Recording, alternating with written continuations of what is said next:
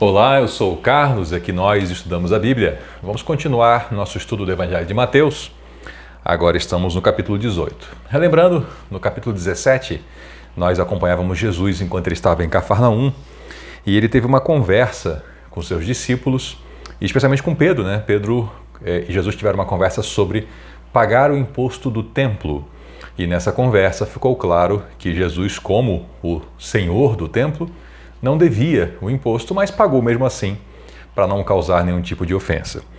Então o capítulo 18 começa dizendo assim: nessa ocasião, que ocasião? A ocasião em que Jesus conversava com Pedro sobre de quem os reis da terra cobram impostos. Então surge uma conversa com os discípulos, estamos falando sobre reis, sobre poder, sobre impostos.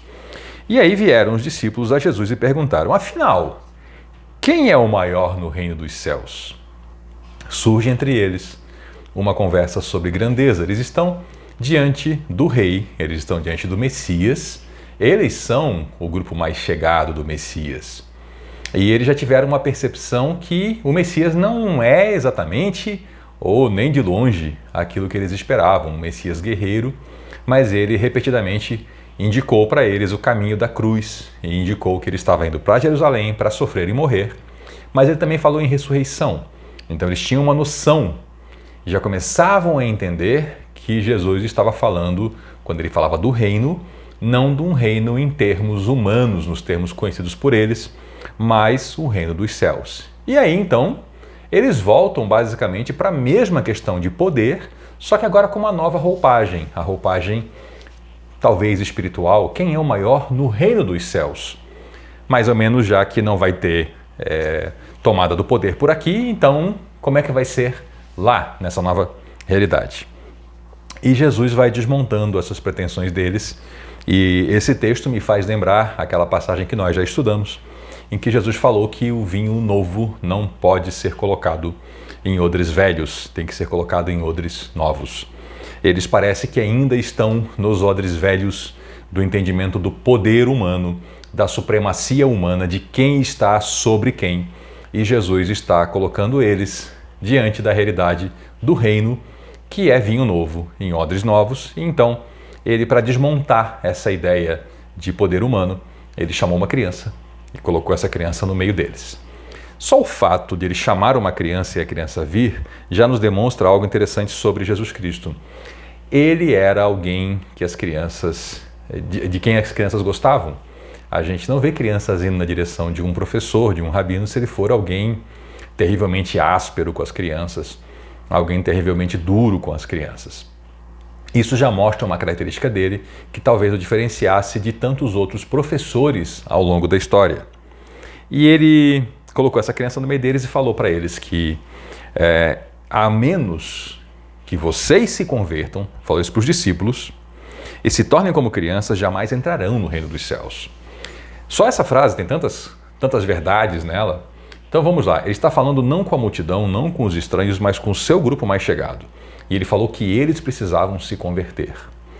E isso então nos remete à pergunta: o que é uma conversão? A conversão é mudança de direção. Quando alguém se converte, esse alguém muda de direção.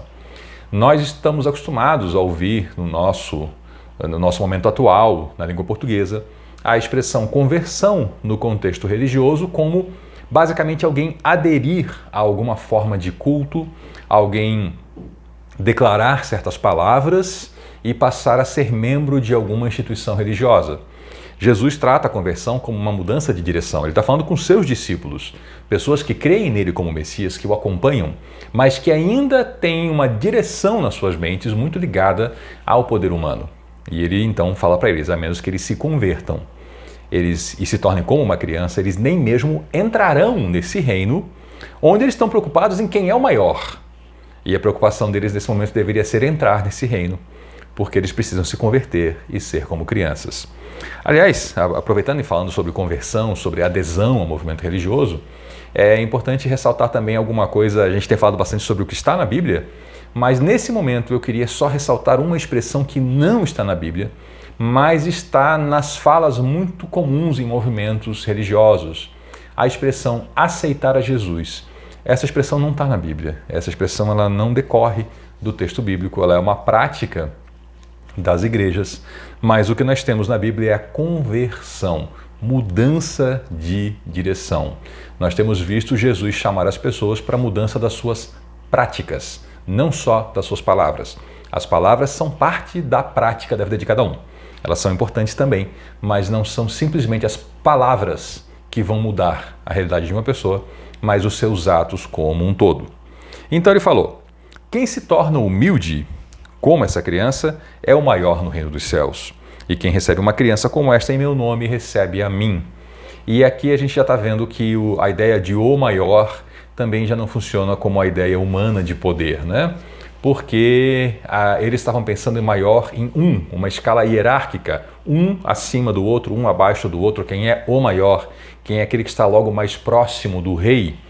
E Jesus está falando sobre ser maior, e até essa expressão o maior, simplesmente como uma característica, talvez até quase como uma bem-aventurança, como a gente já viu lá no Sermão do Monte. E ele falou: quem se torna humilde como essa criança, esse é o maior no reino dos céus. Então, eles deveriam se preocupar em se converter, se tornar como a criança para entrar no reino, e isso faria deles, ao entrar, também serem o maior, cada um de nós. Então, vejamos aqui que essa questão de ser o maior não é uma questão hierárquica, não é uma questão que deve estar nas nossas mentes, mas sim a humildade. A direção, na verdade, é ao contrário do que essa direção que eles pretendiam tomar aqui. E o Senhor acrescentou: quem recebe uma criança como esta em meu nome, recebe a mim.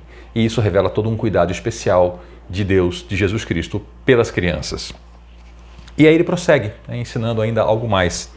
Ele falou: se alguém fizer cair em pecado um desses pequeninos que em mim confiam, teria sido melhor ter amarrado uma grande pedra de moinho ao seu pescoço e ser lançado, se afogado nas profundezas do mar. E quem é que são esses pequeninos de quem ele fala aqui? Será que são as crianças ou aqueles que se tornam humildes e simples como crianças? Na verdade, tem sido aceito na história da igreja que as duas interpretações juntas estão corretas. Que o fazer cair em pecado aqui vem de uma expressão em grego, escandalizo, que é muito maior do que o nosso popular escandalizar na língua portuguesa, mas é uma expressão realmente de colocar a pessoa em uma situação terrível, de terror, e levá-la a praticar o mal e a receber o mal. É algo realmente bem grave. E ele fala assim: quem faz isso com um desses pequeninos, né, teria sido melhor uma morte horrível. Porque essa morte por afogamento que ele está citando aqui, bom, a pedra de moinho, o moinho era naquela época feito de pedra mesmo, né?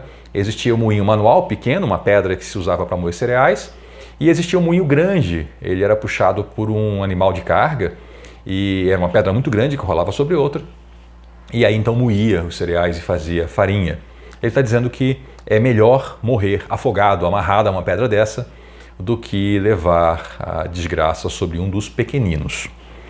E o Senhor fala: quanto sofrimento, né? Quanto sofrimento haverá no mundo por causa dos escândalos, das inclinações para o pecado, por causa das maldades. Ele falou isso. E elas virão, essas coisas ruins virão. Mas quem as provoca terá um sofrimento ainda maior. Ou seja, ele fala basicamente que o mal vem, mas muito pior é quem provoca o mal. E aí o Senhor então ele vai repetir, com pequenas diferenças, mas ele vai repetir algumas frases, alguns ensinamentos que ele já deu anteriormente.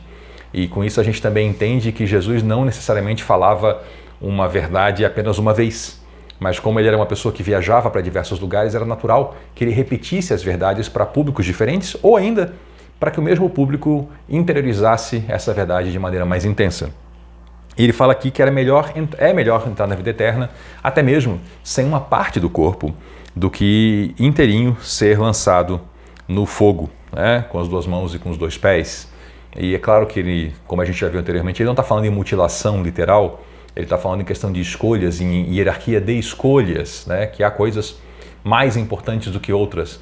É melhor abrir mão de alguma coisa legítima e com isso se encaminhar para o reino dos céus do que ir mesmo para a destruição eterna com tudo o que a pessoa tem e com tudo que a pessoa é.